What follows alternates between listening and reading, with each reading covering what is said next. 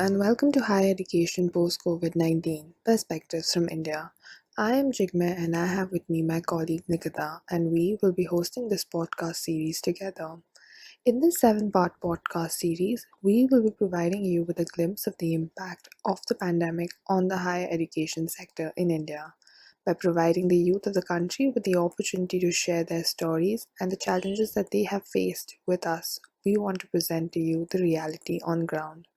This series is presented to you by PRIA, an India-based organization focused on empowering the excluded through knowledge and capacity building.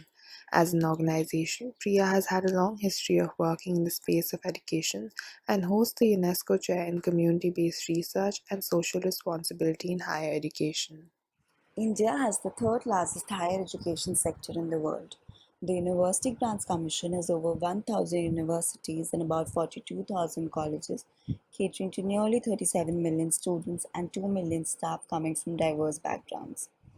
Alongside, the country is also a hub of thousands of technical, professional, and standalone academic institutions. In India, with the nationwide lockdown imposed, universities and colleges have been shut down since 15th March. Initially, there was a lot of confusion and panic amongst both the teachers and the students. It was only after more than a month of deliberations and discussions that guidelines were issued by statutory bodies like the UGC, providing some clarity on academic calendars, examination schedules, the medium of learning, etc. Students then started expressing their concern regarding change in the learning model, especially as it had an adverse impact on the students from the economically disadvantaged backgrounds.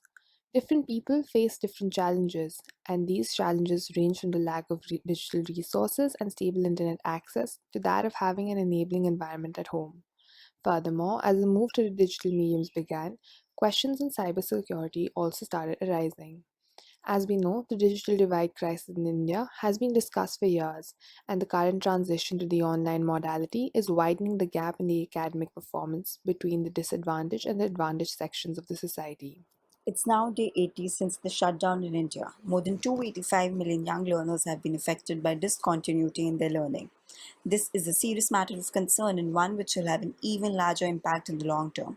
Students, policy implementers, civil society organizations, and everyone in the academic sector needs to come together and think of ways in which education can be made both accessible and available to everyone, even if situation like this arises ever again in the future. In the upcoming podcast, we will be having conversations with you to learn about the challenges faced by them and what they believe needs to change in the future.